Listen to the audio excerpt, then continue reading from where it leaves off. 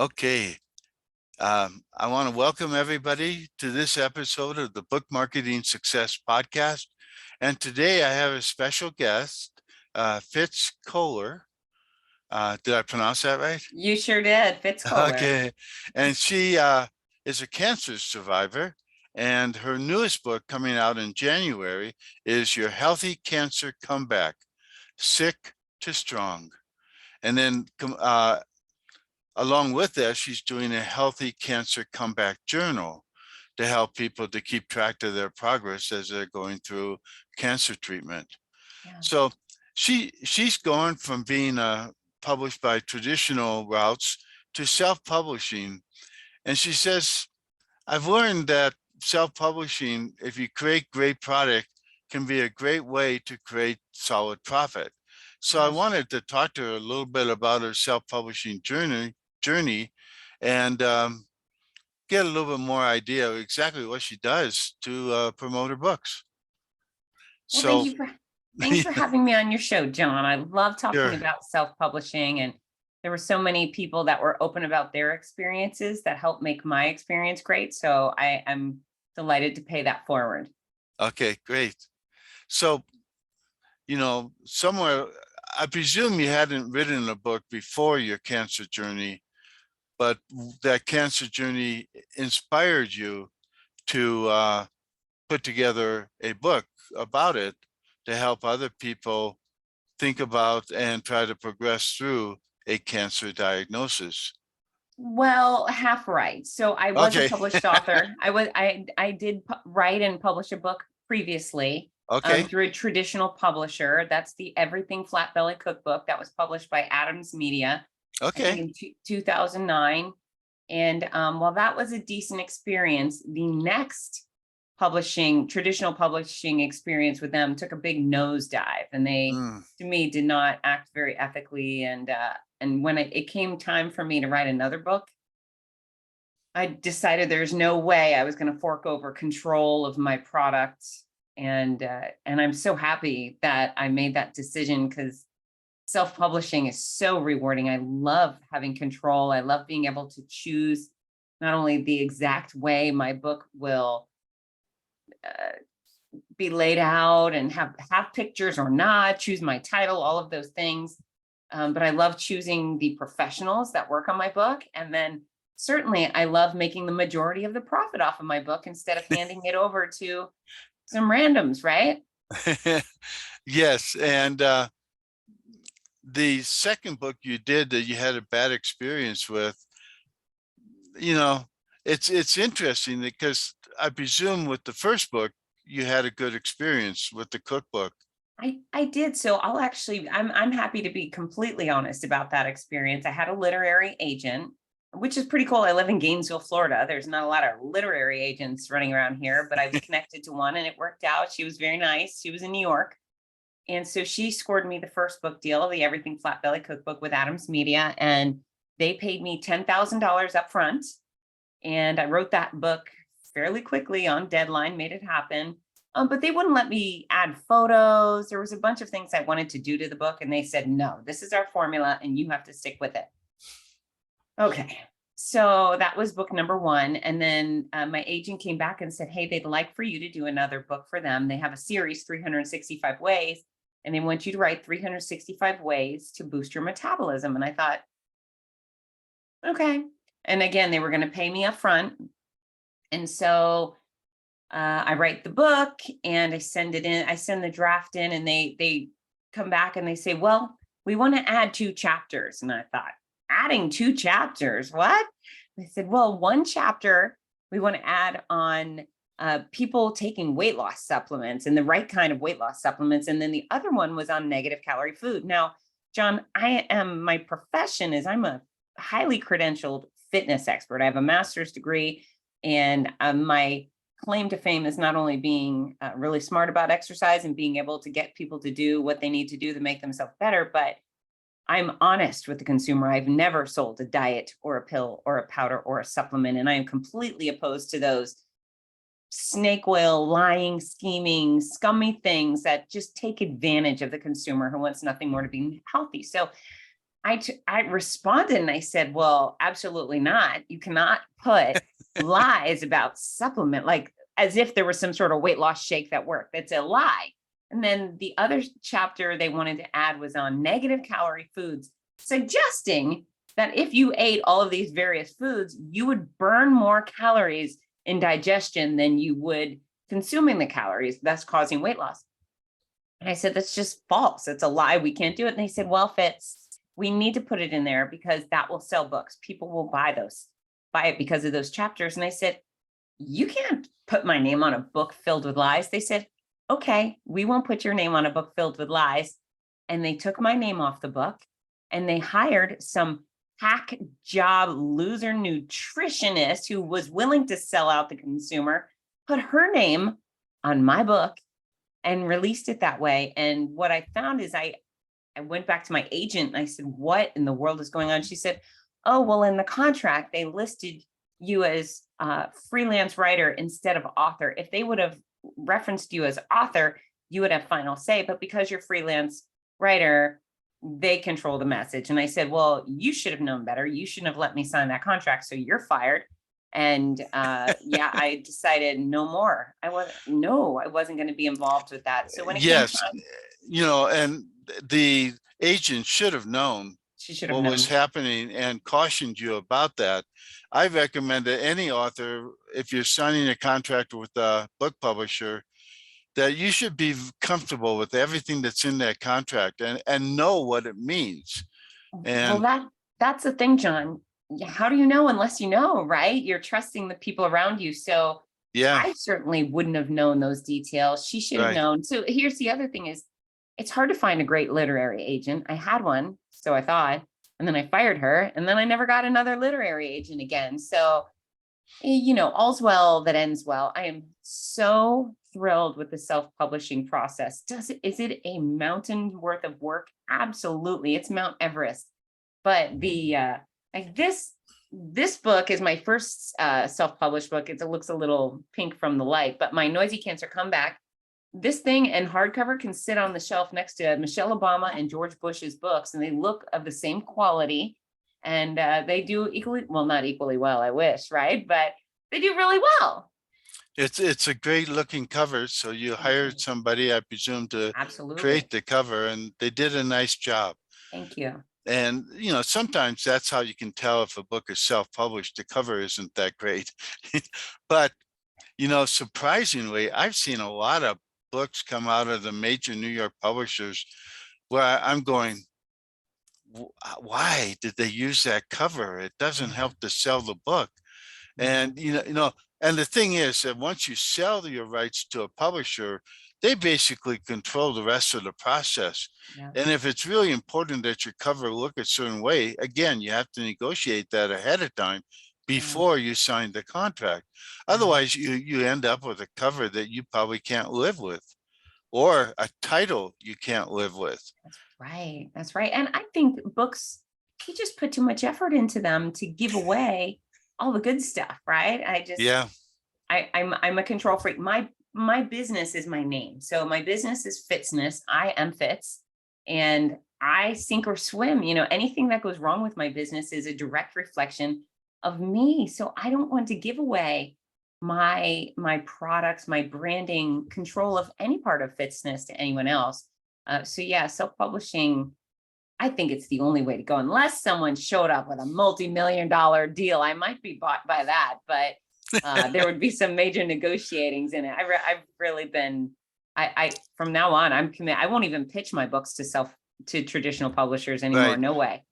But interestingly enough, some self-published books are discovered by the major publishers, and they come to you with a contract offer that maybe you can't refuse. And that's fine, but you've already set the control parameters, and you're in a position of strength compared to most authors who have no track record with the book. They don't really have an audience. They haven't built things up. So they don't have much negotiating power. But you, as a self-publisher, and your brand name and things like that, you have power to actually negotiate a strong contract. Yeah, we'll see. We'll see. I don't know if that will ever happen, but Yeah, and it doesn't matter if you publish it no. yourself. I self-published a book many years ago on direct marketing, and then I sold the rights to John Wiley, and I ended up selling more books on my own than Wiley sold. But I got orphaned. My editor left to become a, a forest ranger in Montana. Oh, okay, good for that person. Okay. Yeah, I guess he enjoyed it, but boy, he abandoned. You're the main person that's advocates for you in a publishing company is your editor, and if they're gone, Yeah. you know. I had a sales rep in Minneapolis that loved the book, and she said, I wish they'd provide more support because I really love selling your book, but you know, it didn't work out. I got the rights back eventually, and maybe someday I'll republish it, but it's not high priority for me right now. Yeah. Yeah. We got to pick and choose our battles, right? Yeah. And you always have battles. I mean, there's always some challenge. Even as a self-publisher, you have to figure out a way to get the book into bookstores and so on. If you self-publish through Ingram Spark, you have that in Yeah. automatically. And did you? Which I do. Yeah. And and that's really back when I started, you had nothing like that. You had no inroads into Ingram or any of the Correct. book wholesalers. It Yeah. was, you had to create the demand, then you had to hopefully at some point find a distributor. I went through three different distributors in my, uh, because one decided no longer to distribute, another one just grew uninterested Sure. in my books. So, it's a real challenge. The neat thing about going through Ingram Spark is that you have access to the world's bookstores. Yes. Oh, yeah. Um, And eh, and I think they do a wonderful job publishing high quality products, yeah, and they work really quickly, which means the world to me sometimes to be able to get 100 books in a week. So I'm a big fan of Ingram Spark. Right now, they're getting my business. They've earned it. yeah, yeah, and so I like it for the all those reasons. Automatic distribution. They do good quality. You Yeah. can get bulk quantity if you want to from them. Things like that that can really make a difference. And you still own the rights. Yeah, I sure You do. control Yeah. the book completely. So if you want to go, okay, I'm not doing Ingram Spark anymore. I want to print 10,000 copies or whatever and form my own publishing company. You can do that. Yeah. Yeah. And it gives you a lot of flexibility. Probably the biggest flexibility in self-publishing is you can crank out a book and get it out into the marketplace in 2 or 3 months if you want to. Yes. Whereas, I'm sure with Adams Media, it was probably a year-long process. It seemed to take forever. It sure did. I mean, my responsibility was rushed, or like, you need to have a deadline. It's got to be done in 6 weeks. Or I made it happen. I worked so hard on that book that I was working all day. By 7 or 8 o'clock at night, my eyes would shut off. I just couldn't focus on a screen anymore. I had 20/20 vision, but my eyes would fatigue and just shut off. That's Right. when I knew I was done at the end of the day, is when I couldn't see anymore. I literally couldn't see straight. So I had to shut my computer.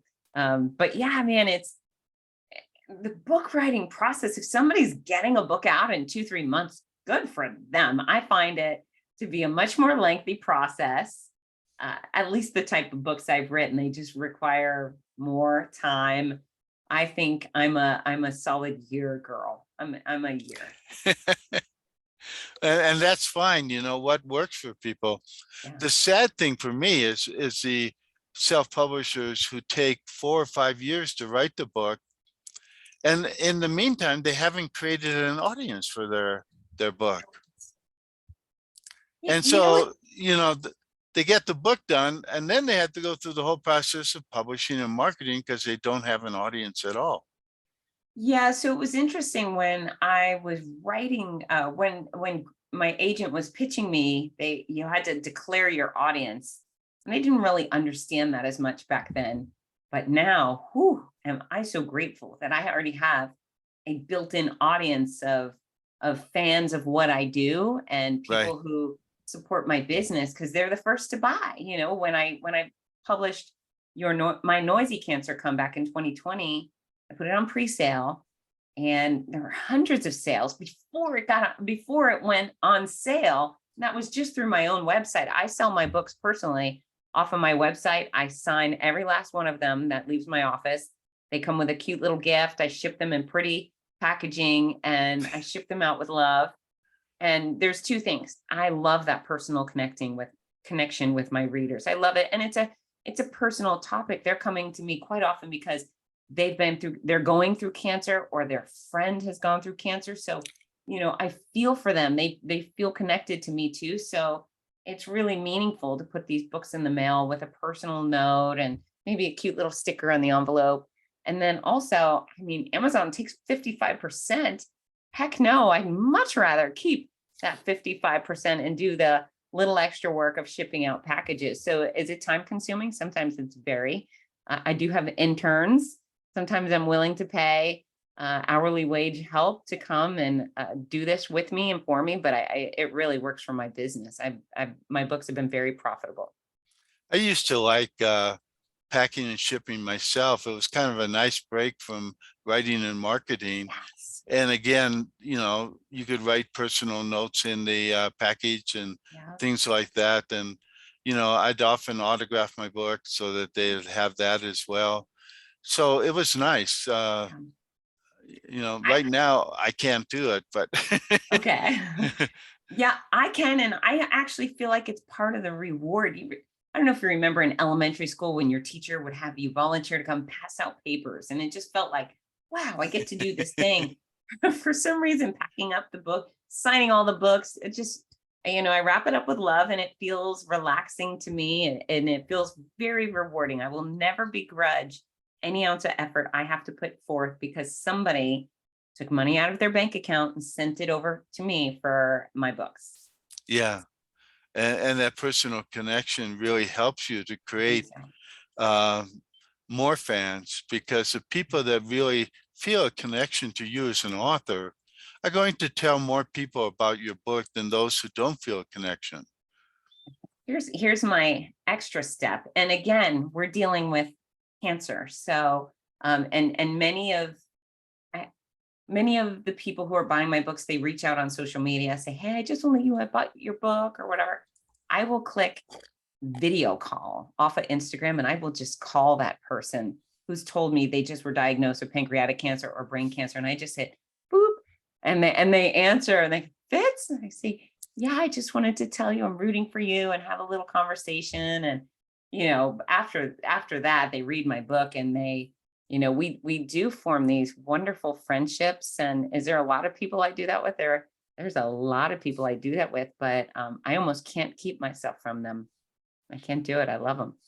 Yeah, and you're doing something that a lot of authors fail to do, and that is really create personal connections with the Yeah. people that buy your book. And that really can make a lot of difference, especially at long term, not I just agree. short term, but the long term benefit is so incredible. Absolutely, absolutely. And of course, it'd be impossible to do that off of someone buying off of Amazon or showing up in the bookstore to pick them Yeah, up. But those that order straight through me, if they're buying for their sister, my sister was just diagnosed with ovarian cancer. Can you get my noisy cancer come back out to her? And then I say, okay, well, what's your sister's name? And then I hunt down the sister and I connect, and and then the burden becomes on me because now I've fallen in love with people that are, fighting for their life. Not everybody wins that battle, but it's worth right. it. It's absolutely worth it. The neat thing about self-publishing is you control that interaction in Yes. a way that you don't always get a chance to if you're published by a major publisher or a midterm publisher like Adams. Yeah. It really makes a difference when you can control that entire process, writing the book, producing the book the way you want it to look and so on, Yeah. and then, market it again from your angle rather than from most publishers. Well, your book would probably not be an A-list book with the most publishers. It would be B-list. We're going to throw it out there, see what happens, but Right. we're not going to do a lot of work. Yeah. but you do a lot of work, and a good self-publishing author does that. Yeah. They do the work because they want their book to be seen and read by people because they want to help change people's lives. That's right. So interesting. My design of my books, one of the things I'm so excited about is these next two books, Your Healthy Cancer Comeback and the Journal. They're so colorful. They're so vivid and happy. And I had one graphic designer that I found on Upwork. She had a beautiful portfolio, and I said, "Listen, these are books about cancer, but I want it to be happy and vibrant and not sad." And most every book on cancer out there is very macabre and dreary. And I tell you, when you're stressed out, when you get a diagnosis, someone says, "Hey, you have cancer," the last thing you want is anybody to scare you anymore. You want you want information, and you want hope, which is why I look so freaking happy on the cover of this book, because I want people to know, yeah, it's a cancer story, but it's a good one. There's a happy ending and there's a lot of fun inside. So with this designer, I told her exactly what I wanted. She had a beautiful logo she made for a yogurt company. I said, "I like that." She responded with three book design samples. One was brown, one was beige, one was another awful color. They had ribbons on them, and they had this ball stock image of this ball cancer patient and a nurse. And I said, "Where is the happy in that? There's no, and hell no, absolutely not." And so I fired her on the spot. I said, "Nope." And then there's a woman locally who's a very talented graphic designer. She's never done a book before, but she makes things beautiful. And so I reached out and I said, "Listen, I know you've never done a book before, but I really would like you to design this book." And she said, "Well, I've always wanted to." And so we brainstormed, and I mean, just the colors, and the cover is so happy that when you take covers around, you show people, "What do you think about this?" And they all say, "That makes me happy," or "I would pick that up because that's calls my name." And I feel like if I had a traditional publisher, I would probably have a beige cancer book with some stupid ribbon on it and some sad person. Oh, and that would make me so unhappy. I don't want to do anything else that scares a cancer patient or makes them feel sad. I just want to lift them up, lift higher, higher. And the designs, the outside, it's full color on the inside. I figured, whatever, I'm going to spend to make these books beautiful and cheery. And if they flip the other page and it makes them smile again, great. So it's nice to have these controls. The thing you're talking about, with book covers, there's two major purposes of a book cover. Yeah. One is to get people to pick it up. Yeah. And the second one is to get people to open it up and read it. And, you're describing of that beige cancer book with a bald head. I wouldn't open it up. No, you would run away from that book. That one is just, you don't need any more stressful news. I remember sitting in these exam rooms at my oncologist's office, and the whole thing was very stressful. I handled it very well, but they had this video board and you could touch it and it would give you, it was sponsored by a pharmaceutical company or provided. And basically you touch it and it'll tell you about your cancer, and then it'll tell you all the horrible things that could happen to you with your cancer. And if you take this drug, here's some other horrible things that'll happen to you. And I used to, tell my husband, "Don't let me touch the board. Turn that board off. I don't want anything to do with the board." And so if you have this dreary cancer book, run away from that too. So yeah, I made some choices. I'm really excited about them. Yeah. And, it really does make a difference because, if the person doesn't open the book and read it, they're never going to tell anybody else about your book. Then Right. they're going to go, "Oh, well, that was a lost cause," or whatever. But, if they open the book and it starts to change their lives, they're going to tell a lot more people about the book and say, "You got to read this book. It really helped me get through everything that I had to go through." That's right. And sometimes, I've watched several key people for me go through a cancer journey. Yeah. My mother, she said, "I'm not doing the Mm. chemotherapy," I and understand. and she died about 3 months later, but she died Yeah. on her terms. Yeah. And Control. yeah, First chapter is called Control. And your mother died with control. Good for her. I'm sad she's gone, but she took responsibility for her own life. And I hope you honored that. I did. I was Yeah, really happy for her, yeah, what she chose to do. yeah. And I was lucky enough to spend the last 3 weeks before she died with her at her home. And it was just really sweet and nice and made her journey a lot easier. So, to me, it was very special. But, you said that first chapter in your book is control. That's probably what should be the first chapter in a book on self-publishing as well. Yeah. Yeah. Well, there's some of us, if you're type A, you want it, right? And even if you're not, you should take it. You should, everybody should know the power they harness, the power they have, and they should harness it. Very important. So we talked about the design. I've been all gushy about how bright and cheery the book is, and I'm really excited about that. But there's been months and months and months of content. It's a lifetime worth of fitness expertise. And then my cancer street cred, how do you put it all together? I think that for me, even though I probably got most of the content on the pages in 3 months, the delays getting to editing and so forth allowed me to ponder things, add to it. I even added something last month. Some new research came in. I thought, wow, I got to include that. So for me, having a little extra time, even though I want to go fast, I want it done right away. The extra time has allowed me to embellish certain ideas or add on, change things. And it's important to have that quality. So I'm a talented writer. I'm hoping most people that write books are. I know some people get a ghostwriter. If you're not a talented writer, if grammar's not your thing, go get someone to help you with that.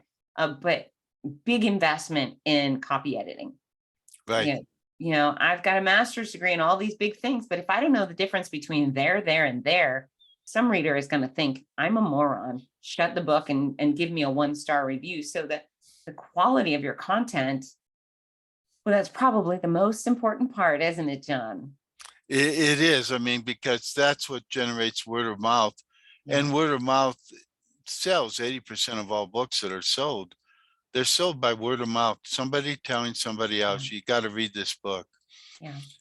When I used to work in downtown St. Paul, Minnesota, I'd walk they had walkways over the streets for the winter weather. Yes. And I'd walk through there and I'd see all the secretaries at lunchtime reading the same book. you Oh, know, yeah, that's because great.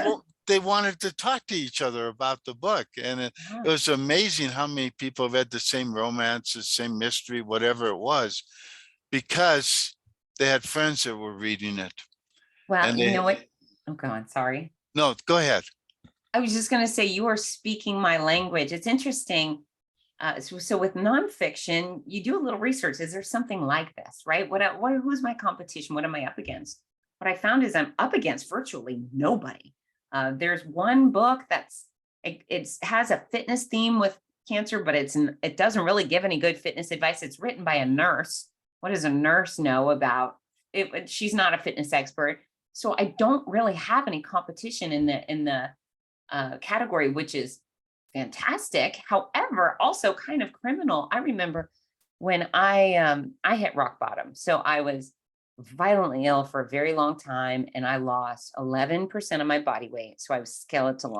I'm a thin girl as it is. Imagine taking a dozen or so pounds off of Right. this. I lost 80% of my strength. I couldn't open the car door. I couldn't open a water bottle.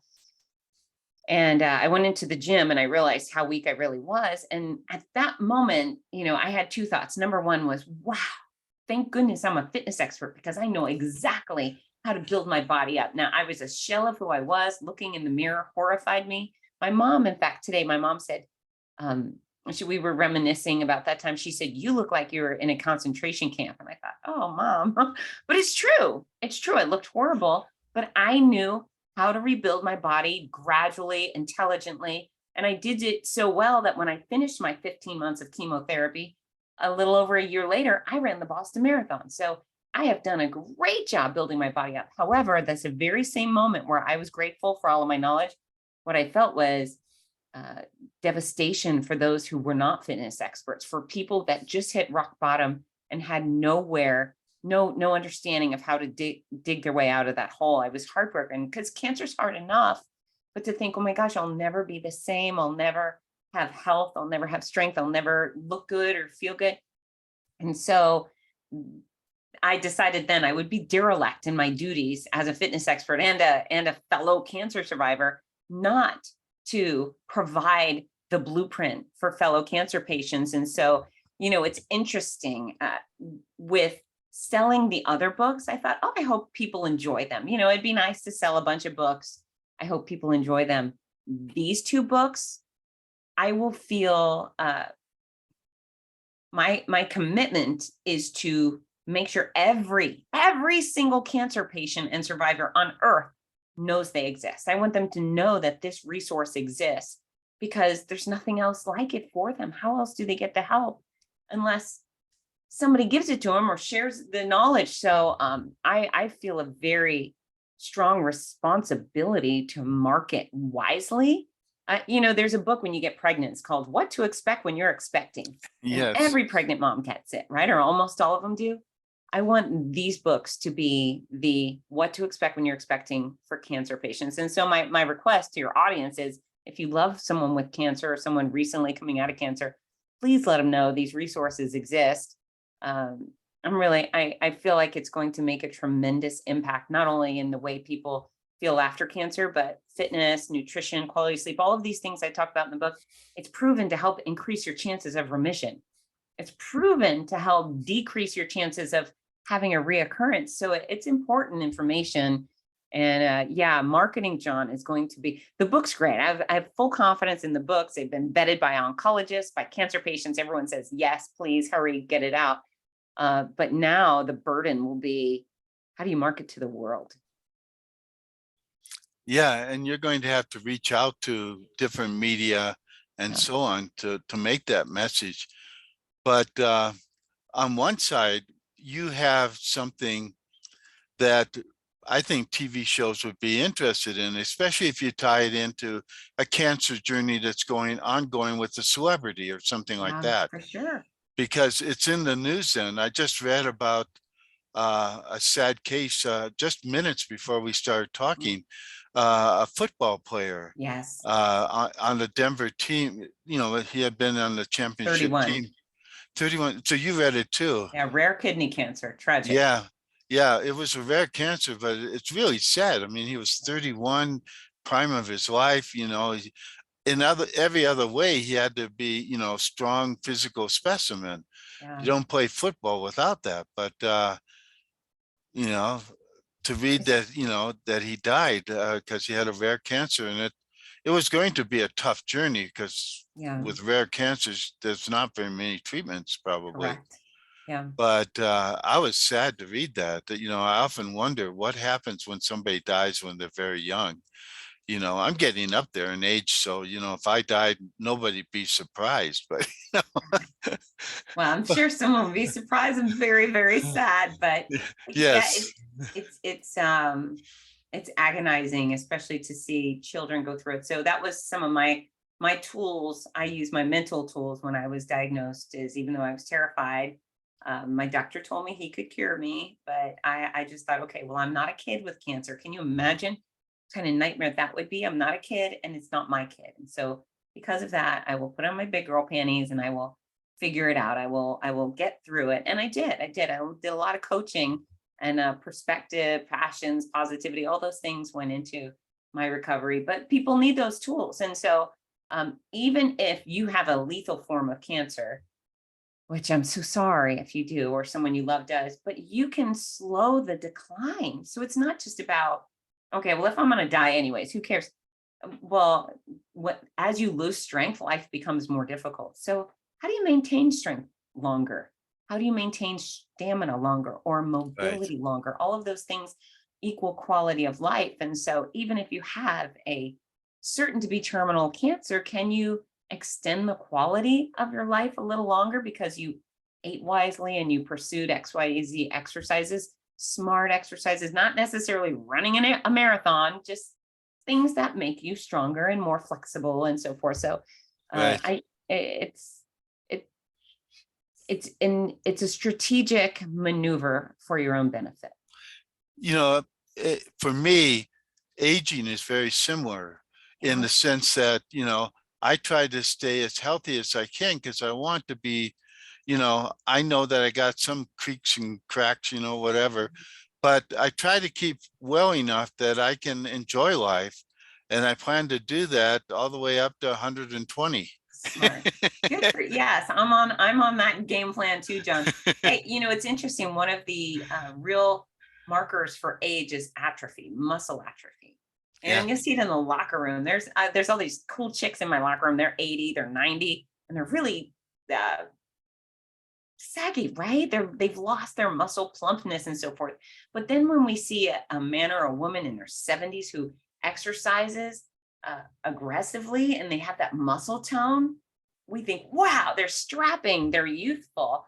And so, yeah, we all can maintain muscle mass. We all can gain muscle mass. It requires effort. So what? Everything else that's good, everything else that's worth having in the world requires effort. So you put in some effort. You don't have to be a bodybuilder. You just gotta, like you, like me, put in some effort, right? right.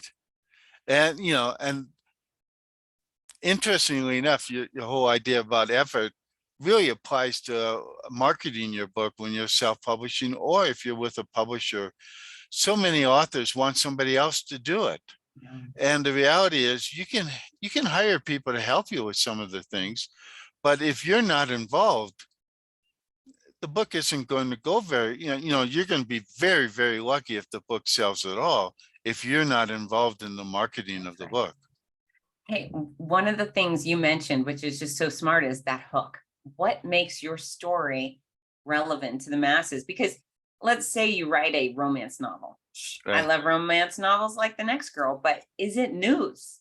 Someone else published a romance novel. Is it news? Well, no, but what if you said this romance novel is loosely based on Brad Pitt and Angelina's marriage? All right, now that might be a news story, right? So Right. you find out how it intertwines with something that might be relevant to the masses and you get some coverage, but you do have to ask. And when I first started out, I was afraid to ask for opportunities. Yeah. And I was competitively kickboxing at the time. So while I would stand in a ring with someone who wanted to knock my block off in front of thousands of people, I was afraid to ask the magazine editor if I could write the article.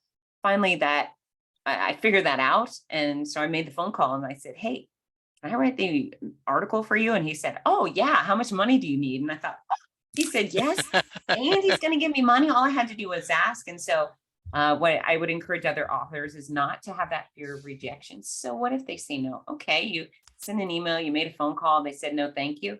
Move on, ask again. Someone's bound to say yes. And if they don't, just keep refocusing your pitch, right? Hone it. Right. So you can even ask the same person again, Yes. because if you come with a different pitch, a little bit different angle, they go, oh, that matches my audience. That will work.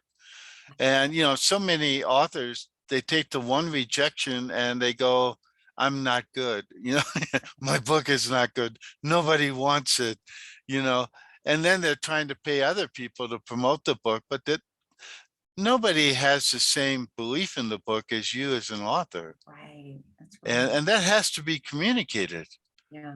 Yeah. And, and you do it well. So, Thank you. that's a neat thing. I think you'll do fine, even, I'd love to see you on, a major TV show talking about cancer and so on, and how it, being fit makes a difference.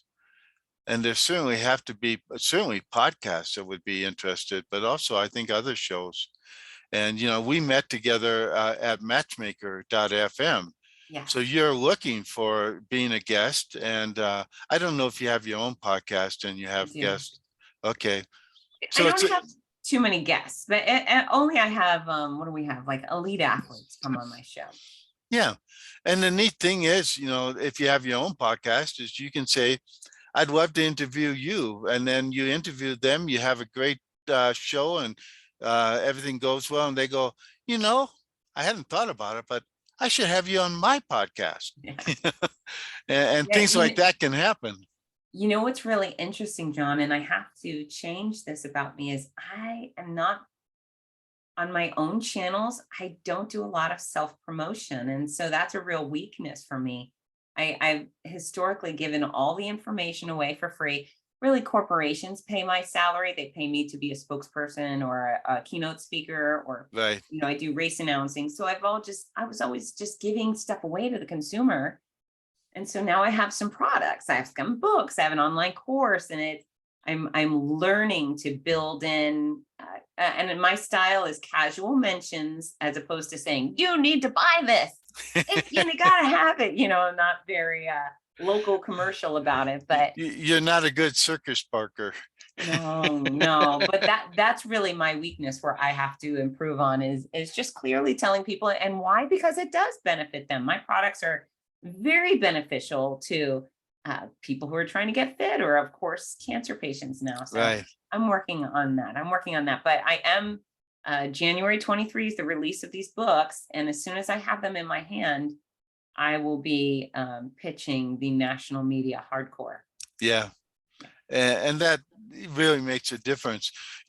I come from the world where, I write about marketing, I promote it and so on, but I'm really more of an author than a marketer. you know? Okay. I like nothing better than to sit in my little office and, write books and so on, create content. But I understand with something that some authors don't understand is that you have to market. Yeah. You have to get out there and tell people this is something really good and you should buy it, even though, my nature is sort of like yours, I'm more of a quiet mouse, that wants to Mhm. sit back and just create new content and share things with people. But, one of the key things about marketing is the fact that you have to share. Yeah. And you said that you like to just give it away, you give away a lot of content, but that's fine because you're building an audience, you're building a Yeah. recognition, and at some point you can make the pitch, you can tell people, I just came out with a great book and I hope you buy it because it's just amazing. Yeah. So I'm going to ask you for some advice, Oh, Mr. okay. Marketing Guy, is when I want to go, let's say Good Morning America, I want to pitch your healthy cancer comeback in the journal to Good Morning America. What would you advise that I do?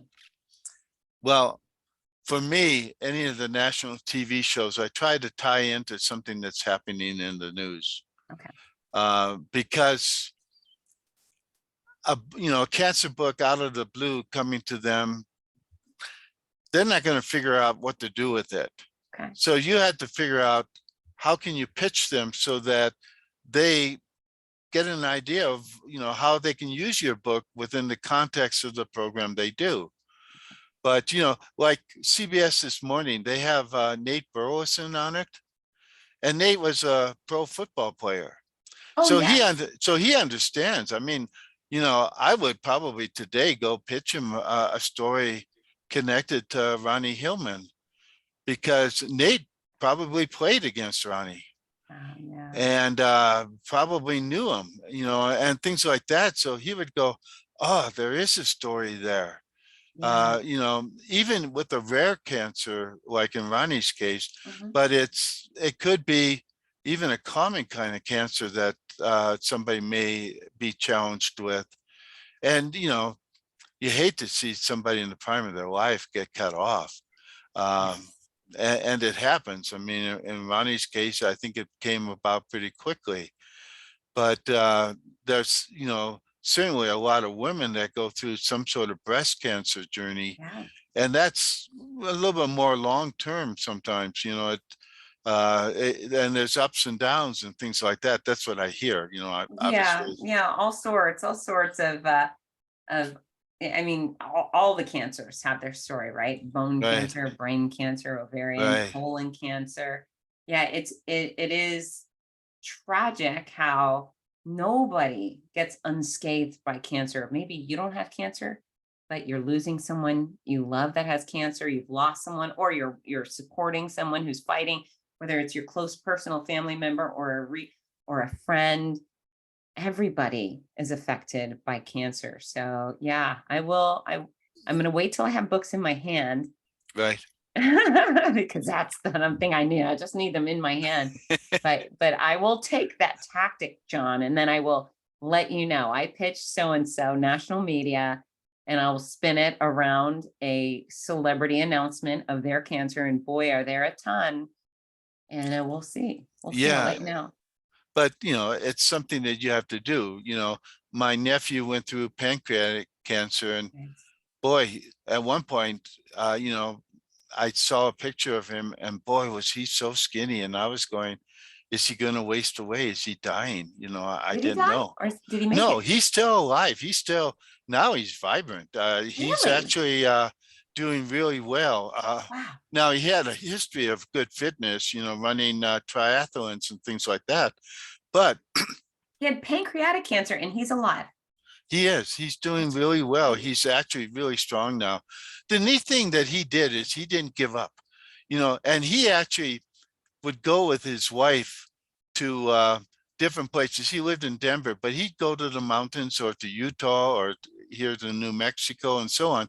He would travel at least once every 2 weeks and Wow. walk and do things to not give up on life, to Good keep for him. living life. And Yeah. I really loved that about him. It was amazing, how many trips he's made to different places to just enjoy them and enjoy his life. And his wife has been very supportive, and obviously having support is very good. Yeah, of um, course, of course. that could be chapter 2 of your book, or chapter Well, 2 of that's this. actually this. So Well, when I went through treatment, I did not stop working. I boarded over 30 planes out of Gainesville, Florida to go announce races. I never wore a wig. It was me and my bald head, took the show on the road. I probably hosted close to 1 million people live during chemo, radiation surgeries. And even though I suffered greatly, I had more adventure and travel and excitement than most healthy people do in a decade. And it was really a great gift that I made those decisions when things got hard. It was great. yeah, So I'm so happy your nephew's okay.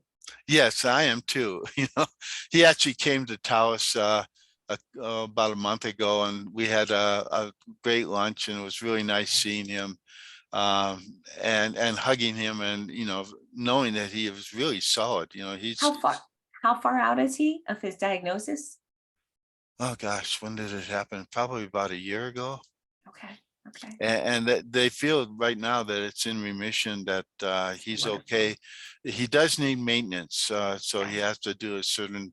I think they were trying to do a chemo treatment as maintenance, but then they switched to something else, and it was more of a vitamin supplement Okay. kind of Whatever treatment or works. something. But it's working for him. He's doing well. And I always worried about him because Of course. especially when he was getting thin. But that thing about the second chapter in the book on self-publishing would be, you need support. Yeah. You can't do it Yeah. on your own. Yeah. You hire the best people to help you create a cover, or find a channel that will distribute your book, things like that. Perhaps you hire a publicist at some point, or Yeah. you just have the support of friends helping you. All those things make a difference in the self-publishing journey, just as they do in a cancer recovery journey. So John, one of the things that I leaned on friends for okay, so I get all the content or 98% of the content done. You think you're done. You're not really done when you think you're done, but I get it all out there. And then I asked oncologists, friends who were cancer patients, and a couple of other, I said, would you read my book and tell me what you hate? And that was my direct thing. Tell me what you hate. And those were strict orders. So nobody would feel bad if they said, oh, this is boring or this is whatever. Thankfully, they all said, oh my God, I love it, blah, blah, blah. Now, the oncologist, for example, they gave me a few really good tweaks. And I'm not a doctor. I'm not giving out medical advice. I'm giving out fitness and health and nutrition Right, advice in this book. But it's wonderful to have oncologists say, this is a work of art. This is going to change lives. So that was really rewarding. right. But they were told, what do you hate? And I don't hate anything, but maybe you could say this differently for the cancer patients. What do you hate? And nobody hated it, but I'm hoping that if they did, they would have my request to tell them to tell me what they hated would have been yielded. Instead, they said, well, maybe you could add on this, they, every bit of feedback I got, I was able to utilize in a productive way. Yeah. Um, I have another friend at the gym. I mean, I started writing Noisy in 2019. She started writing her fiction book, or she was halfway through her fiction book in 2019. She still hasn't published it because she's so desperate to have a traditional publisher do it. Mm. And she's probably spent 3 years just reworking the pitch to publishers. And I tell her, just take the self-publishing bull by the horns and get it done.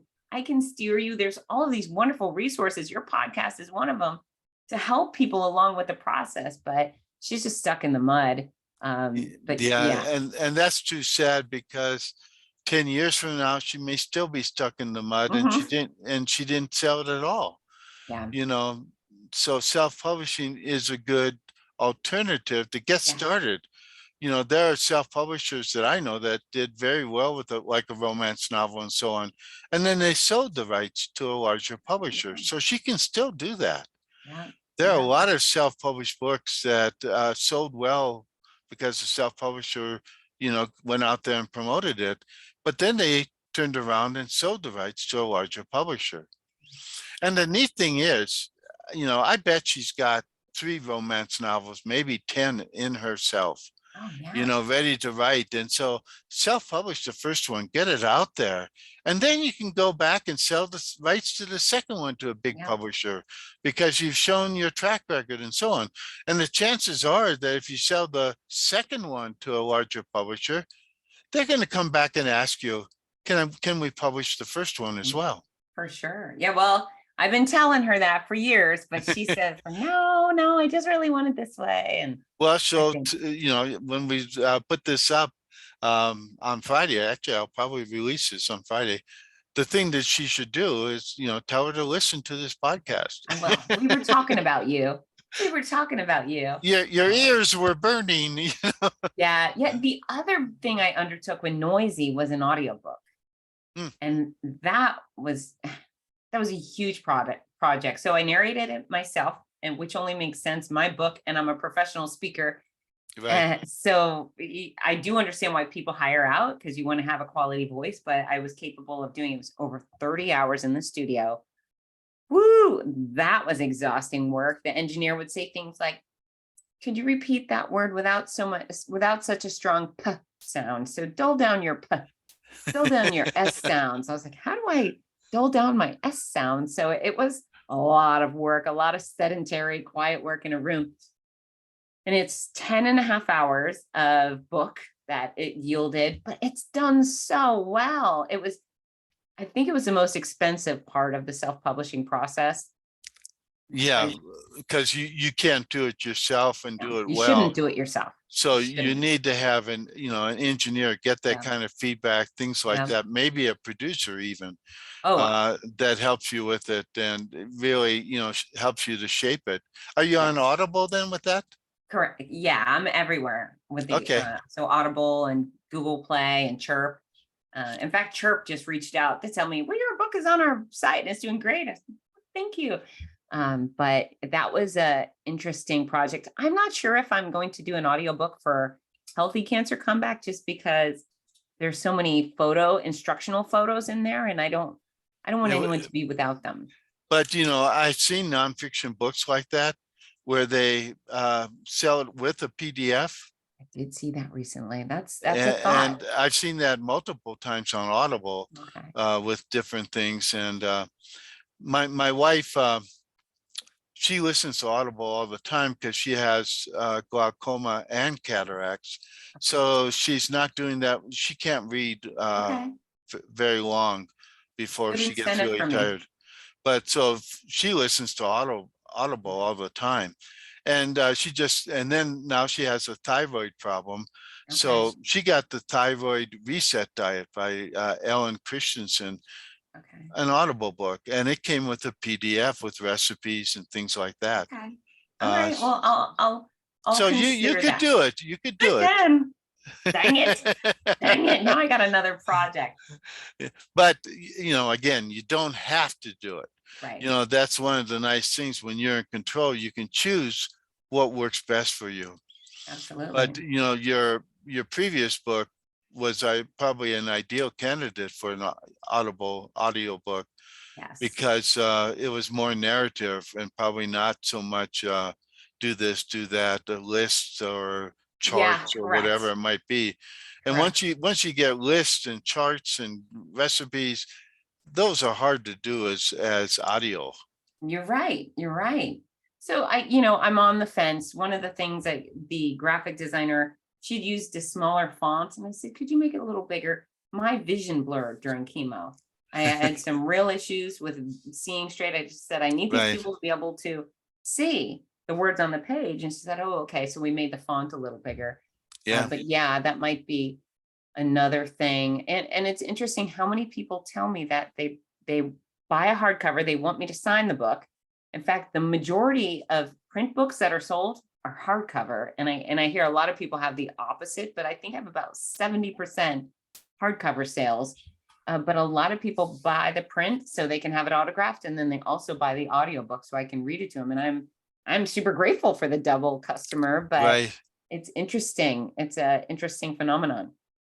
Yes, and the fact that they want the hardcover, that's probably partially because they feel they have a relationship with you, and they Perhaps. want that relationship to last. And a Yeah. hardcover will last longer than a paperback. Yes.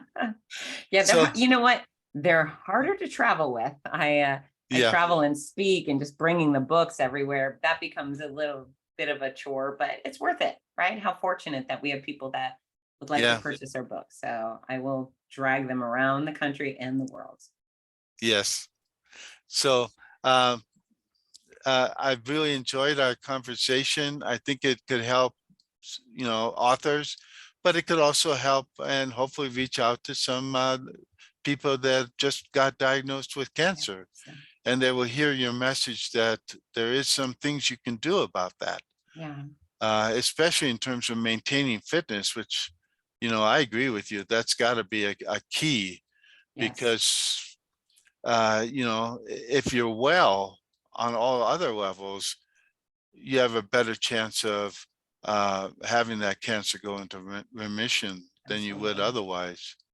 So Agreed. what's the title of the new book coming out on January 23rd? Oh, January of 23. So, Oh, January 23. I thought it was, yeah, yeah, that's okay. So there's do, two. do we know the actual pub date then, or not? No, only because that graphic designer is tidying things up right now. So I don't want Okay. to give, but it'll be in January for sure. So Okay. it's Your Healthy Cancer Comeback, Sick to Strong. That one is the guidebook, the manual, the blueprint for success and recovery. And along with it is a companion journal. It's the Healthy Cancer Comeback Journal, and it's filled with prompts, and there's places for you to detail your diagnosis, your date of diagnosis, your doctors, where you're treated, your scans, all of those cancer topics. But then there's all of these prompts. You can detail how you feel on certain days, your favorite shoulder to cry on, your friend who makes the best homemade meals. What nickname did you give for your port? Or what nickname did you give for your tumor? There's all of these really fun prompts that I think are cathartic, to write things down. And Right. I think there's something so special about a pen and paper, the pen and paper experience. And for cancer patients, we can work, we can play, we can exercise. I don't want anyone to feel like they shouldn't do those things. But the reality is we also have to do a lot of resting. We have to do a lot of sitting down and resting, and you can only do so much Netflix. So hopefully this book will guide you, give you the full game plan for going from sick to strong, and then also entertain you. And how interesting to look back 10 years from now at your journey and see what you went through and where you are now. So I'm excited about these two books, Your Healthy Cancer Comeback and the Healthy Cancer Comeback Journal. Thanks a lot. I really appreciate that you were willing to come in and talk about your self-publishing journey, as well as your cancer recovery journey. It's been an absolute pleasure, John. Thank you so much for having me. Okay.